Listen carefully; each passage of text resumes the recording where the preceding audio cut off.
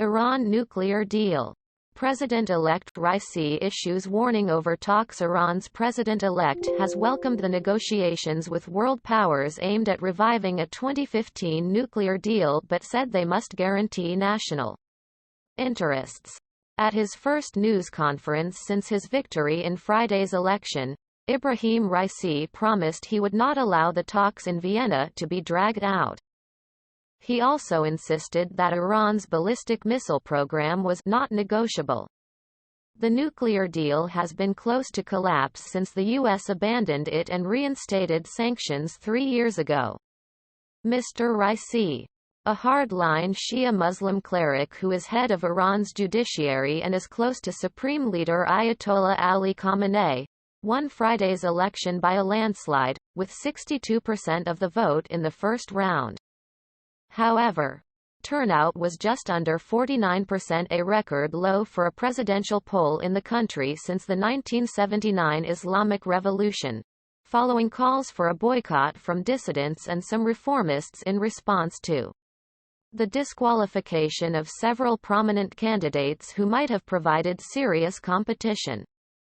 On Monday, Mr. Raisi described Iranians' participation in the election as a message of unity and cohesion, and a sign that they continued to walk the path of the founder of the Islamic Republic, Ayatollah Ruhollah Khomeini. He also said voters had given him a mandate to fight against corruption, poverty, and discrimination, which he had accused the moderate President Hassan Rouhani of failing to tackle during the campaign.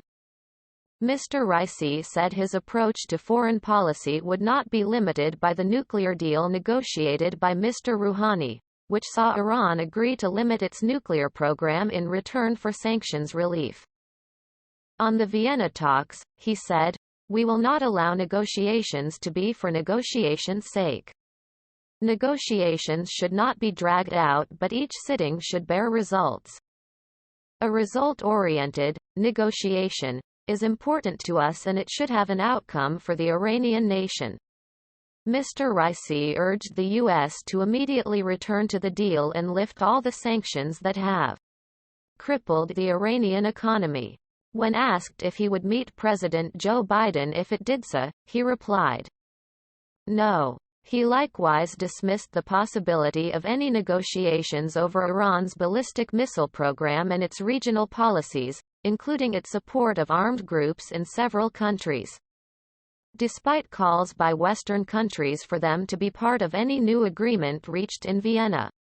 On Sunday, Iran's chief nuclear negotiator Abbas Araghchi said representatives in Vienna were closer than ever to an agreement, but that bridging the remaining gap was not an easy job. Israel's new prime minister, Naftali Bennett, meanwhile warned world powers to wake up before returning to the nuclear agreement. Like and subscribe News BBC channel to get the latest news updates. Please.